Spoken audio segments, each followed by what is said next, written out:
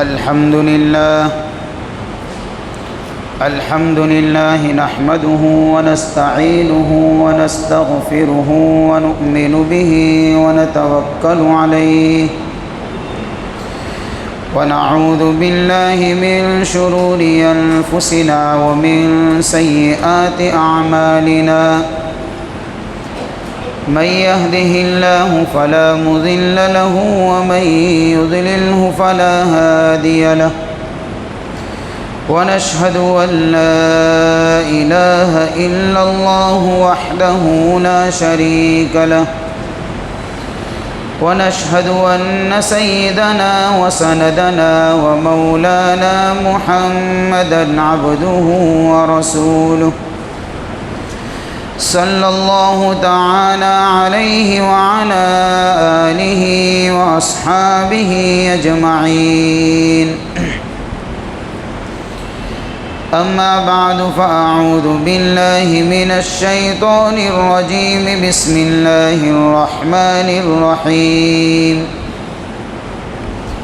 والفجر وليال عشر والشفع والوتر والليل إذا يسر هل في ذلك قسم لذي حجر قال النبي صلى الله عليه وسلم ما من أيام العمل الصالح أحب فيهن إلى الله من هذه الأيام العشر أو كما قال عليه الصلاة والسلام صدق الله مولانا العظيم وصدق رسوله النبي الكريم ونحن على ذلك لمن الشاهدين والشاكرين والحمد لله رب العالمين درود الشریف لیول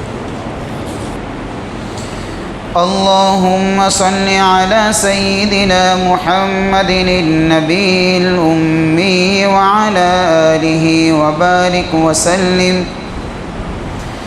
اللهم صل على سيدنا محمد النبي الأمي وعلى آله وبارك وسلم اللهم صل على سيدنا محمد النبي الأمي وعلى آله وبارك وسلم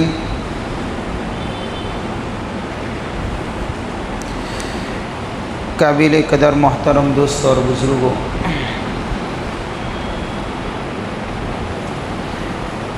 اللہ تعالیٰ نے اس امت کو بہت ساری خصوصیاتوں سے اور بہت سارے فضائل سے نوازا ہے۔ مختلف موقعوں کے اوپر اللہ تعالیٰ نے مختلف فضائل اس امت کے بیان فرمائے ہیں۔ آپ علیہ الصلاۃ والسلام نے احادیث میں بھی اس کا ذکر فرمایا ہے۔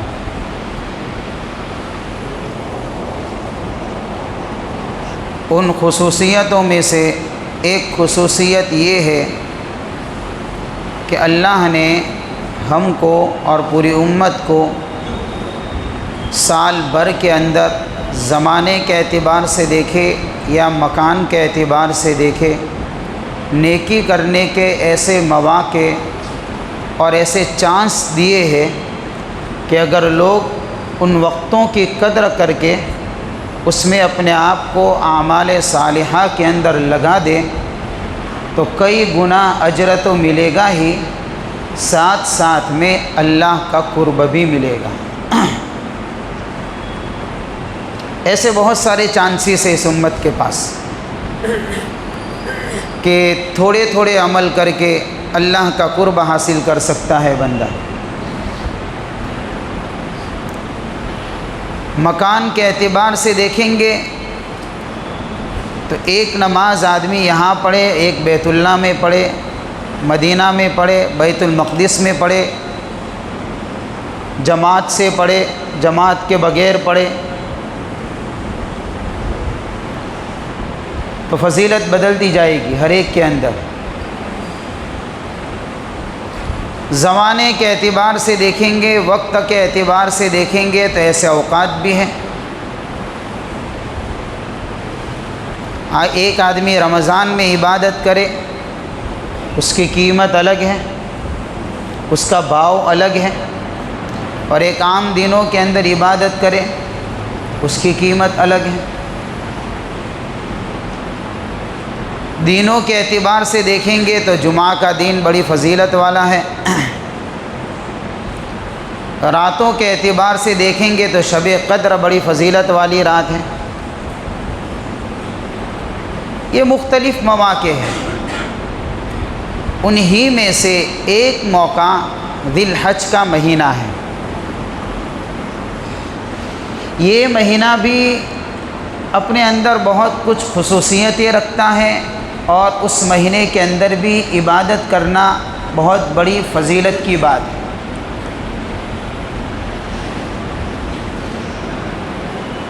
ہمارا ذہن اور ہماری سوچ یہ بن گئی ہے کہ صرف رمضان کا مہینہ ہی عبادت کا مہینہ ہے، تو آدمی اس میں دل کھول کر عبادت کرتا ہے۔ اس کے علاوہ بھی ایسے مواقع ہیں، ایسی گھڑیاں ہیں، ایسے ایام ہیں کہ یہ بھی عبادت کے مہینوں میں شمار ہوتے ہیں، اس کی گھڑیاں اور اس کے اوقات۔ اور دوسری بات کیا کمزوری ہے ہماری، ایک تو ہم نے رمضان کے مہینے کو ہی سمجھ لیا کہ اسی میں عبادت کریں گے تو زیادہ ثواب ملے گا، اور دوسرا یہ ہے کہ ہم نے رسمی عبادت بہت زیادہ بنا لی ہے۔ ہماری عبادتوں کے اندر حقیقت سے زیادہ رسمیں موجود ہیں، اس لیے عبادت کا وزن باقی نہیں رہتا ہے، نیکی کی ویلیوشن باقی نہیں رہتی ہے۔ اتنا ہی نہیں بلکہ وہ عمل نیکی ہی نہیں رہتا ہے، اس لیے کہ رسم ہے نا۔ مثال اس کی جیسے ہمارے نزدیک 27 رجب بڑی فضیلت والی رات ہے، لوگ اس کے اندر خصوصی طور پر ایک مستقل یعنی کہ کپڑوں کا اہتمام کرتے ہیں، عبادت کا اہتمام کرتے ہیں، بہت کچھ ہوتا ہے کہ بھئی شب معراج ہے یہ۔ حالانکہ معراج کا واقعہ بلا شبہ انتہائی عظیم الشان واقعہ ہے، یہ اپنی جگہ پر ہے، اور حضور پاک صلی اللہ علیہ وسلم کو معراج ہوئی ہے، یہ بات بھی طے ہے جاگتے میں۔ سوال یہ پیدا ہوتا ہے کیا 27 رجب کو ہی ہوئی ہے؟ یہ تو آج تک کسی نے بھی اس طریقے سے پرفیکٹ فیصلہ کسی بھی سیرت نگار کوئی عالم نے نہیں بتایا، لیکن ہم نے اس کو پکڑ لیا، اسی کو کہیں گے رسم۔ اچھا، اب اس 27 رجب کو پکڑنے کے بعد ہم نے کیا کیا، اس میں مختلف طریقے سے نمازیں گڑھ لی ہم نے، 2 رکعت یہ پڑھو، 2 رکعت یہ پڑھو، 2 رکعت یہ پڑھو، یہ پڑھو، وہ پڑھو، یہ دعا پڑھو۔ بھئی پہلا مسئلہ تو یہ ہے کہ 27 رجب کو معراج ہوئی تھی، اور اگر مان لیا جائے کہ 27 رجب ہی ہے معراج کی رات، تو یہ کہاں روایت موجود ہے کہ اس رات میں عبادت کرنا اتنی بڑی فضیلت ہے؟ یہ روایت بھی تو ہونی چاہیے۔ اب یہ رسم ہے، تو ہماری عبادتیں حقیقت سے خالی ہوا کرتی ہیں۔ نتیجہ کیا نکلتا ہے کہ جو حقیقت ہے اس کو سمجھنے سے بہت سی مرتبہ آدمی غافل ہو جاتا ہے۔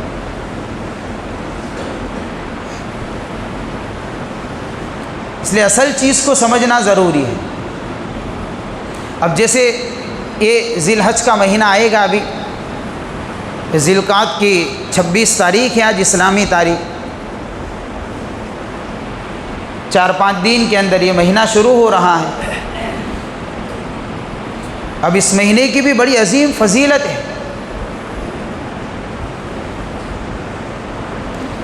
لیکن اس فضیلت کے نہ جاننے کی وجہ سے، ہماری غفلت کی وجہ سے، یہ مہینہ اور خصوصاً اس کے پہلے 10 دن اسی طریقے سے گزرتے ہیں جیسے اور ایام گزرتے ہیں۔ نہ عبادت میں بڑھوتری ہوتی ہے، نہ گناہوں سے دور ہونا ہوتا ہے۔ اس لیے کہ ہم نے اس کے متعلق ایسا سمجھ لیا ہے کہ بھئی یہ بھی ایک مہینہ دین ہے، عام دینوں کی طرح یہ بھی گزر جائیں گے، بس خالی اس میں قربانی کرنی ہے، جبکہ بڑی عظیم فضیلت ہے اس مہینے کی تو۔ اور احادیث وارد ہوئی ہے اس کے متعلق، اور یہ اسلامی سال کا آخری مہینہ ہے، ذی الحج کا مہینہ، اس کے بعد محرم سے پہلا مہینہ اسلامی سال شروع ہوتا ہے۔ اور اتنا ہی نہیں بلکہ یہ مہینہ اشہور حرم کے اندر سے ہے۔ اشہور حرم یعنی ایسے 4 مہینے کہ جن مہینے کے اندر قتال کرنا اور اس طریقے سے جنگ کرنا وغیرہ منع کیا گیا ہے، روکا گیا ہے اس سے۔ تو کون سے 4 مہینے ہیں؟ یہ آخری 2 مہینے ذی القعدہ اور ذی الحج، محرم کا پہلا مہینہ 3 ہو گئے، اور ایک رجب کا مہینہ۔ یہ حرمت والا مہینہ ہے، اور حرمت والے مہینے کا احترام ضروری ہے، اسی کو حرمت والا مہینہ کہتے ہیں۔ اور اس کا احترام ہوگا اعمال کے ذریعے سے اور گناہوں سے بچنے کے ذریعے سے، تو ہی کہا جائے گا کہ اس بندے نے اس مہینے کا احترام کیا۔ احترام کو ایسی چیز تو نہیں ہے کہ بازار سے خرید لی جائے اور گھر کے اندر لا کر فلہار کی طرح لٹکا دی جائے کہ بھئی کیا ہوا، حرمت والے مہینے کا احترام میں نے خریدا ہے، ایسی کوئی چیز تو نہیں ہے۔ احترام تو کرنا پڑتا ہے کسی چیز کا، تو اس مہینے کا احترام یہ ہے اعمال سے اس کے دینوں کو مزین کیا جائے اور اپنے آپ کو گناہوں سے بچایا جائے۔ یہ اسلامی سال کا آخری مہینہ ہے، اس لیے اللہ نے اس مہینے کا ذکر قرآن پاک میں بھی فرمایا، اور اس کے فضائل وارد ہوئی احادیث کے اندر۔ چنانچہ اللہ فرماتے والفجر وليال عشر والشفع والوتر والليل إذا يسر هل في ذلك قسم لذي حجر، قسم ہے فجر کے وقت کی۔ کتنی قسمیں کھائی ہے وہ ذرا دیکھ لی جائے، اور ایک ایک آیت کی کچھ وضاحت بھی سنتے چلے جائے۔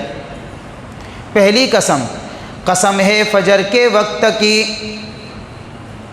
ایک تفسیر تو یہ ہے اس کی، مفسرین نے لکھا ہے کہ فجر سے مراد کون سی فجر مراد ہے، کون سی فجر مراد ہے؟ تو ایک روایت یہ ہے کہ ہر روز کی فجر مراد ہے، اور اس کی قسم اٹھا کر اشارہ کیا جا رہا ہے کہ اللہ کے نزدیک اتنا عظیم الشان بابرکت وقت ہے، اس وقت کے اوپر اٹھ کر اللہ کے گھر میں آ کر فجر کی نماز کو جماعت سے پڑھنے کا اہتمام کرے۔ ہم دیکھتے فجر کے اندر مساجد خالی نظر آتی ہے، بڑا بابرکت وقت ہے۔ ان قرآن الفجر کان مشہودا، اللہ فرماتے ہیں فجر کے اندر قرآن کا پڑھنا یہ ایسا بڑا لذیذ معلوم ہوتا ہے، یہ وقت فرشتوں کی جماعت کا حاضری کا وقت ہے، اس وقت انسان کو سکون ملتا ہے۔ اس لیے فجر کی نماز کے اندر قرات لمبی کی جاتی ہے کہ اس وقت آدمی کو سننے میں ایک توجہ ہوتی ہے، اس کا دل دماغ ہر مشغلے سے فارغ ہوتا ہے۔ یہ بڑا بابرکت مہینہ ہے، بڑا بابرکت وقت ہے فجر کا وقت، لیکن اسی وقت ہماری قوم سوئی رہتی ہے۔ بڑے بڑے فضائل کے باوجود بھی ہم اٹھنے کے لیے تیار نہیں ہیں۔ یہ ہماری غفلت اور کوتاہی ہے، یہ نیند کا غلبہ نہیں ہے، یہ بے خبری نہیں ہے بھائی۔ ایک تو ہے آدمی سو گیا، پتہ نہیں چلا، فجر کا وقت چلا گیا، یہ اس وقت ہو سکتا ہے کہ انتہائی زیادہ نیند کا غلبہ ہو، ہر روز کا معمول تھا اس کا فجر پڑھنے کا، کبھی ایسا ہو گیا مہینے 2 مہینے میں ایک آدھ مرتبہ، تو کوئی کہہ سکتا ہے کہ آج آنکھ لگ گئی تھی۔ کوئی آدمی روزانہ ہی فجر میں نہ آئے اور پھر روزانہ یوں کہے آنکھ لگ گئی تھی، لگ نہیں گئی تھی، آنکھ تو لگا دی تھی آپ نے لگا دی تھی آنکھ، یعنی جان بوجھ کر سو گئے تھے آپ، اس لیے کہ کسی کی غلطی روزانہ تو نہیں ہو سکتی ہے نا، کبھی کبھار ہو سکتا ہے ایسا۔ اس لیے فجر کی نماز باجماعت مسجد میں پڑھنے کی عادت ڈالے۔ اس وقت کی قسم کھائی ہے یہاں پر، ایک تو یہ مراد ہے۔ دوسری تفسیر یہ ہے کہ فجر سے مراد اسلامی سال کا پہلا دن یعنی محرم کی پہلی تاریخ کی فجر مراد ہے۔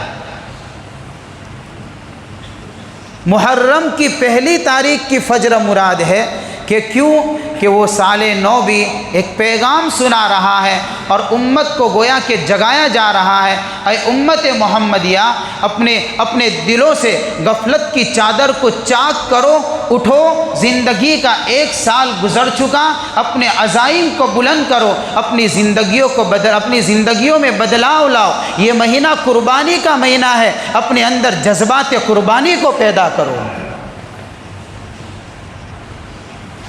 اس لیے اللہ نے محرم کی پہلی تاریخ کی فجر کی قسم اٹھائی تاکہ لوگ سال کے پہلے دن سے ہی اپنے نئے جذبات، نئے ارادوں کے ساتھ میں اٹھے اور نئے عزائم کے ساتھ میں اپنے قدم اٹھانے والے بنے۔ یہ ہے نئے سال کا استقبال۔ یہ نہیں جیسے عام پبلک یا دوسرے لوگ نئے سال کا استقبال کرتے ہیں، جشن مناتے ہیں، ناچتے گاتے ہیں، کودتے ہیں، عیاشیاں کرتے ہیں، عیش و عشرت کا سامان مہیا کرتے ہیں، عزتیں لوٹی جاتی ہے اور پیسوں کو فضول خرچ کیا جاتا ہے اور پتہ نہیں دولت کو اس طریقے سے بہایا جاتا ہے کہ آدمی اگر دیکھنے لگے تو احساس ہو جائے یہ اللہ کی نعمتوں کی کس قدر ناقدری کی جاتی ہے۔ یہ نئے سال کا استقبال کا ایک انداز تو یہ ہے جو کیا جاتا ہے، ایک انداز یہ ہے اگر نیا سال آیا ہے تو پھر اس کا استقبال یہ کریے، پہلے دن سے اٹھ جائیے اور نئے عزائم کے ساتھ میں چلنا شروع کیجیے۔ اپنی نسبت کو پہچانیے میں کون ہوں۔ یہ دوسری تفسیر ہے، بات لمبی ہو جائے گی اس کے اوپر چونکہ ابھی تو نیا سال شروع نہیں ہوا ہے، لیکن ایک دوسری تفسیر یہ۔ تیسری تفسیر والفجر کی یہ ہے عید الاضحیٰ کے دین کی فجر مراد ہے، اس لیے کہ اس کی فجر بھی بڑی قیمتی فجر ہے، یعنی 10ویں تاریخ کی فجر، یہ بڑی عجیب و غریب امتیازی شان ہے اس کی وجہ بتا دوں۔ اس لیے کہ اسلامی کیلنڈر کے اندر ہم دیکھتے ہیں رات پہلے آتی ہے، دن بعد میں آتا ہے، یہ تو سارے ہی لوگ جانتے ہیں۔ بھئی جیسے آج 26 کا دن ہے تو 26 کی رات کہ کل گزر گئی، لیکن سال میں ایک دن ایسا ہے کہ جس کو اللہ نے 2 راتیں دی ہے اور ایک دن ایسا ہے کہ اس کی ایک بھی رات نہیں ہے، ایک بھی رات نہیں ہے۔ وہ عرفہ کا دن ہے، 9 ذی الحج کا دن ہے۔ 9 ذی الحج کے دن کی رات تو ایک تو اس سے پہلے آئے گی، وہ بھی 9 ذی الحج کی رات ہے، اور 10 ذی الحج کی جو رات ہے وہ 10 کی نہیں ہے، وہ 9 کی ہے۔ چنانچہ 10 ذی الحج کا جو دن ہے وہ بغیر رات والا دن ہے، اس دن کی رات نہیں ہے۔ کیوں؟ اس لیے کہ ایک مسئلہ بتا دوں، دیکھیے جو لوگ حج میں جاتے ہیں، حج کے لیے وقوف عرفہ ضروری ہے، یہ سارے ہی لوگ جانتے ہیں۔ اگر کسی نے عرفہ میں وقوف نہیں کیا اور وہاں نہیں گیا تو اس کا حج ہی نہیں ہوگا۔ وہ ظہر سے اس کا وقت شروع ہوتا ہے اور مغرب کے بعد پھر یعنی کہ غروب کے بعد مزدلفہ کی طرف جانا ہوتا ہے۔ ایک آدمی ایسا تھا کہ 9 ذی الحج کے جب وقت یعنی کہ وقوف عرفہ کا وقت جب شروع ہوا اس دن نہیں پہنچ سکا، وہ پورا دن گزر گیا اور سورج غروب ہو گیا۔ اب 10ویں کا یعنی کہ رات 10ویں کی شروع ہونے والی ہے، ایسے وقت پر پہنچا ہے کوئی حج کے ارادے سے۔ علماء نے لکھا ہے یہ 10ویں کی رات میں اگر عرفہ میں وقوف کر دے گا، یہ 9ویں کا وقوف ہے، اس کا حج ہو جائے گا۔ یہ 9 ذی الحج کا وقوف سمجھا جائے گا، اس کا حج ہو جائے گا۔ تو 9 کو 2 تاریخیں ملی اور 10 کو 2 راتیں ملی، اور 10ویں دن کو ایک بھی رات ملی نہیں۔ اس لیے والفجر سے مراد وہ 10ویں کا وہ صبح صادق مراد ہے کہ یہ بھی ایک امتیازی شان والا دین ہے، یہ ایسا دین ہے جس کی رات نہیں ہے پورے سال میں۔ تو والفجر قسم ہے فجر کی، ولیال عشر اور قسم ہے 10 راتوں کی۔ اب یہاں پر کون سی راتیں مراد ہیں؟ تو ذی الحج کی راتیں مراد ہے، لیکن سوال یہ پیدا ہوتا ہے کیا ذی الحج کا پہلے 10 دن افضل یا رمضان کے آخری 10 دن افضل؟ اس لیے کہ اس کے بھی بڑے بڑے فضائل ہیں۔ اب دونوں میں سے فضیلت کس کی؟ تو کسی بعض علماء نے کہا کہ بھئی رمضان کے آخری 10 دن افضل پہلے، پھر بعد میں ذی الحج کے 10 دن افضل۔ کسی نے کہا کہ نہیں، ذی الحج کے پہلے 10 دن افضل پھر رمضان کے افضل۔ بہرحال یہ بڑے بڑے علماء ہوتے ہیں، ان کے آپس کے اندر اختلافات ہوا کرتے ہیں، لیکن ان کے درمیان میں فیصلہ یوں کیا گیا، یہ فیصلہ کرنے والے بھی علماء ہی ہیں، فرماتے ہیں اگر راتوں کو دیکھا جائے تو رمضان کی آخری 10 راتیں افضل ہے، اس لیے کہ اس میں شب قدر آتی ہے، اور اگر دنوں کو دیکھا جائے تو ذی الحج کے پہلے 10 دن افضل ہے، اس لیے کہ اس میں عرفہ کا دن آتا ہے۔ تو دونوں افضل ہے اپنی جگہ پر، تو دونوں میں فضیلت کرنا باعث اجر و ثواب ہے، چنانچہ روایتوں میں آتا ہے اللہ کے نبی صلی اللہ علیہ وسلم نے ارشاد فرمایا کہ ان 10 دنوں میں اللہ کو کوئی عمل کر کے یعنی کہ دکھلایا جائے، پیش کیا جائے، بہت محبوب ہے اللہ کو یہ عمل، کوئی بھی نیک عمل کرے بندہ، کس کے مقابلے میں دوسرے دنوں میں کوئی نیک عمل کرے تو یہ بھی اللہ کو محبوب ہوتا ہے، یہ بھی اللہ کو پسند ہوتا ہے نیک عمل، لیکن اس کے مقابلے میں ان 10 دنوں میں کیا ہوا نیک عمل یہ اللہ کو زیادہ پسند ہوتا ہے۔ تو کسی صحابی نے سوال کیا یا رسول اللہ صلی اللہ علیہ وسلم، کوئی آدمی اگر جہاد میں جائے تو اللہ کے راستے میں، کہ اس کے مقابلے میں یہ 10 دن والا عمل افضل ہے، ہاں یہ کب افضل ہو جائے گا اس کا جہاد میں جانے والا عمل؟ یہ اس وقت افضل ہوگا کہ جب یہ جان و مال کے ساتھ میں نکلا ہے، شہید ہو جاوے تو مسئلہ الگ ہے، پھر یہ فضیلت الگ چیز ہے۔ باقی جہاد سے بھی بڑھ کر ان 10 دنوں میں عمل کرنا افضل ہے۔ یہ ایک دوسری روایت میں آیا اللہ کے نبی صلی اللہ علیہ وسلم نے ارشاد فرمایا کہ کوئی آدمی 1 سے لے کر 9 کے بیچ میں، اس لیے کہ 10ویں کو عید ہے، اس دن روزہ رکھنا صحیح نہیں ہے، غلط ہے، ناجائز ہے۔ سال کے اندر 5 دن ایسے ہوتے ہیں جہاں پر روزہ نہیں رکھا جاتا، اس میں سے ایک 10ویں کا دن اور پھر تشریق والے 3 دن 11 12 13 4 دن یہ ہو گئے، اور عید الفطر کا دن، اس میں روزہ رکھنا صحیح نہیں ہے۔ تو اگر کوئی 1 سے لے کر 9 کے بیچ میں کوئی اگر بندہ روزہ رکھے تو 1 دن کا روزہ اس کا 1 سال کے برابر ہو جائے گا، یعنی 1 سال کے گناہ اللہ اس کے معاف کریں گے۔ اس کا ایک ایک دن اتنا قیمتی ہے، اندازہ لگائے پہلے عشرے کا ایک ایک دن اپنے اندر کتنا وزن رکھتا ہے، کتنی قیمت رکھتا ہے، کہ 1 دن کا روزہ اس کے 1 سال کے گناہوں کے معافی کا ذریعہ بنے گا۔ اگر کسی نے 9 دن کے روزے رکھ لیے تو 9 سال کے گناہ معاف ہو جائیں گے اس کے، ہاں صرف 9 دن کے اندر، حساب لگائیں۔ یہ والفجر ولیال عشر، تو 10 راتوں کی قسم، یہ 10 دنوں سے مراد یہ ذی الحج کے 10 دن مراد ہیں۔ والشفع والوتر، اور قسم ہے جفت اور طاق کی۔ شفع جفت بولتے ہیں اور وتر طاق کو بولتے ہیں۔ جفت کا میننگ یہ ہوتا ہے جس کی تقسیم برابر ہو سکے، اور طاق کا میننگ یہ ہوتا ہے جس کی تقسیم برابر نہ ہو سکے۔ تو پھر اس کی تفسیر کیا؟ اس کی ایک تفسیر یہ ہے کہ جفت سے مراد مخلوق، اس لیے کہ مخلوق کو اللہ نے جوڑا جوڑا بنایا ہے، جو جوڑا جوڑا ہوتا ہے وہ جفت ہوتا ہے۔ اور طاق سے مراد اللہ کی ذات مراد ہے، اس لیے کہ اللہ کی ذات تن تنہا ہے، وحدہ لا شریک لہ ہے، اللہ کا کوئی جوڑا نہیں ہے۔ ایک تفسیر تو یہ ہے۔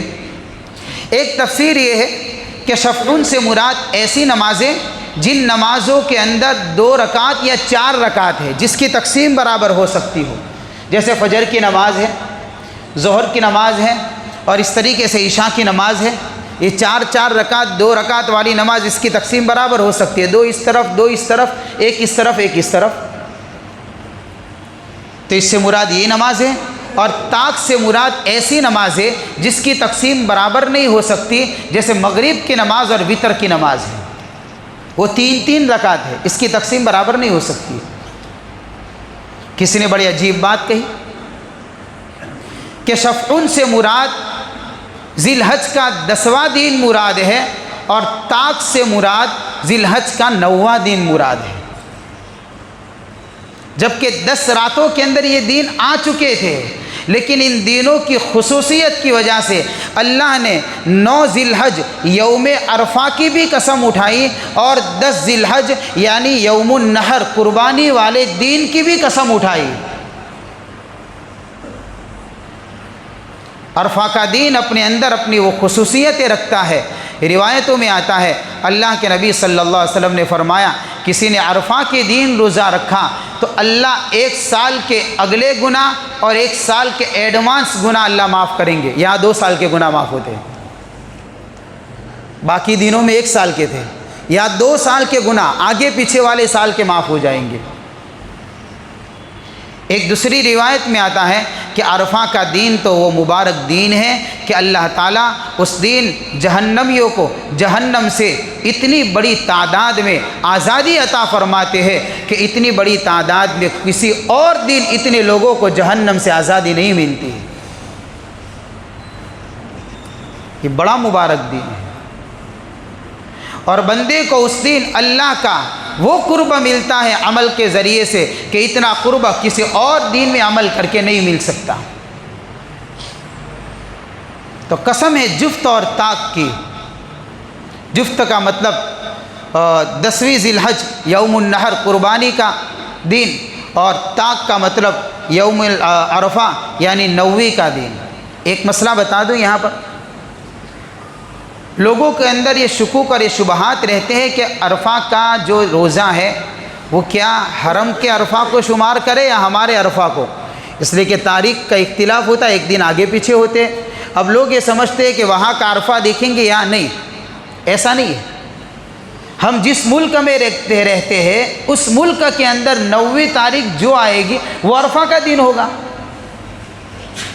بھائی جیسے عید الفطر ہوتی ہے وہاں پر پہلے ہوتی ہے تو ان کی عید اس وقت ہے، تو ہم کبھی کرتے ہیں ایسا کہ ان کے ساتھ میں ہم عید منا لیں؟ بھائی ہمارے عید کا دن الگ ہے، اس لیے کہ ہمارا چاند اب نظر آئے گا۔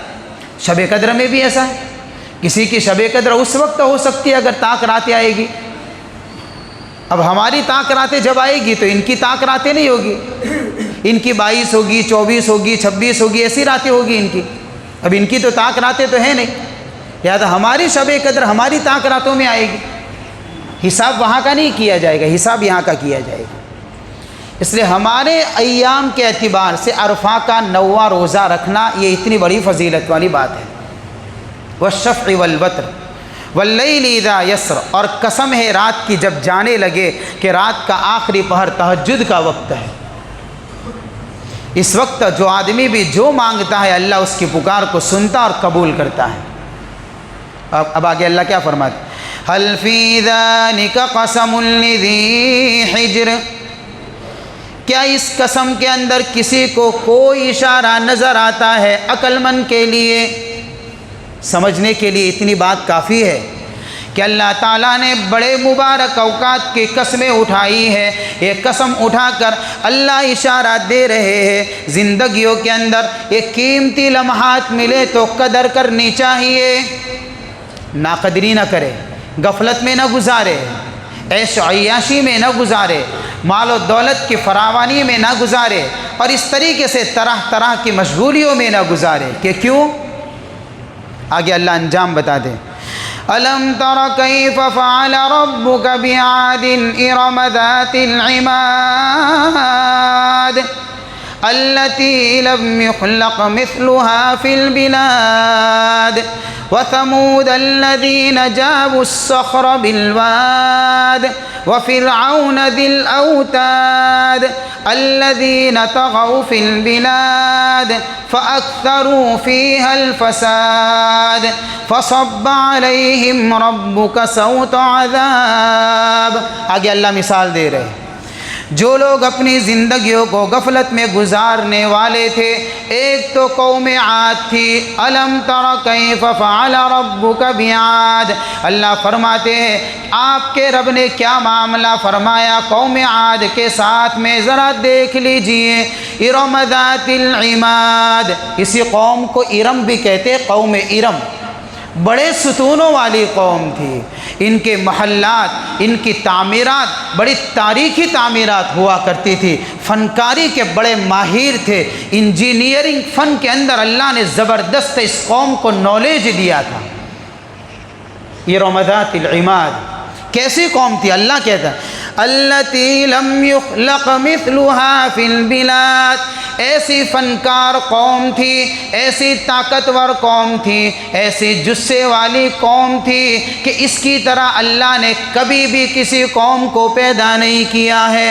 ایسے لمبے تڑنگے ڈیل ڈول والے جسم، طویل جسم والے طاقتور قومیں، ہاں یہ تھی، یہ صلاحیتیں تھیں ان کی جو قرآن بیان کرتا ہے۔ التی لم یخلق مثلها فی البلاد، اور وثمود الذین جابوا الصخر بالواد، اور قوم سمود کی مثال بھی اٹھا لیجئے، یہ وادیوں میں اپنے مکانوں کو تراش کر مکان بنا لیا کرتے تھے۔ اللہ نے یہ طاقت دی تھی کہ ناخن سے تراش کر مکان بنا لیا کرتے تھے، پہاڑوں کے اندر ایسے مضبوط مکان بنتے تھے، نہ آندھی طوفان کے زد میں آنے سے کمزور ہوتے تھے، نہ سیلاب کے زد میں آنے سے کمزور ہوتے تھے، نہ زلزلے کی تھراہٹ اور کپ کپی اس مکانوں کو ہلا سکتی تھی اور اس کی بنیادوں کو کمزور کر سکتی تھی۔ ایسے مضبوط مکان بنانے والے بڑے ماہر لوگ تھے۔ وثمود الذین جابوا الصخر بالواد، اور وفرعون ذی الاوتاد، اور فرعون کے ساتھ میں کیا معاملہ کیا؟ جو میخوں والا تھا، بڑے بڑے کیلوں والا تھا، کہ جب کسی کو سزا دیتا تھا تو مجرم اور جو پکڑتا تھا جس مظلوم کو، اس کے ہاتھ پر بڑے بڑے کیل ٹھوک دیا کرتا تھا تاکہ یہ ہیلے نہیں۔ قرآن نے اس کو دیکھتے ہوئے کہا یہ کیلوں والا ظالم تھا۔ وفرعون ذی الاوتاد، کیا کرتے تھے یہ لوگ؟ الذین طغوا فی البلاد فاکثروا فیہا الفساد، وہ اللہ کے ملک میں اور اللہ کے شہروں میں سرکشی کرتے تھے، فساد بچاتے تھے۔ تو اللہ فرماتے فصب علیہم ربک سوط عذاب، تو آپ کے رب نے بھی اپنے عذاب کا کوڑا اس قوم کے اوپر برسا دیا، ایسا برسایا قوم کی صلاحیت کام میں نہیں آئی، قوم کی طاقت کام میں نہیں آئی، اس کا جسہ کام میں نہیں آیا، اس کی فوج کام میں نہیں آئی، اس کا مال کام میں نہیں آیا، اس کی حکومت کام میں نہیں آئی، ساری کی ساری چیزوں کو اللہ نے زمین بوس کر دیا ہے۔ یہ تو دنیا ہے، اس دولت کے پیچھے لگ کر آدمی اپنی زندگی کو برباد نہ کرے، اللہ کی طرف سے ملے ہوئے قیمتی اوقات کی قدر کرے، قدر کرے۔ یہ ذی الحج کا مہینہ وہ قدردانی کا مہینہ ہے، اور اس کے اول کے 10 دن اس لیے دیے ہیں تاکہ بندہ ان دنوں کے اندر اللہ کی عبادت کرے۔ اور بھی بڑے بڑے فضائل ہیں، میں نے بس یہ اس آیت کی روشنی کے اندر مختصر بات آپ کے سامنے رکھنے کی کوشش کی ہے۔ اللہ تعالی ہم سب کو عمل کی توفیق عطا فرمائے۔ وآخر دعوانا ان الحمد للہ رب العالمین۔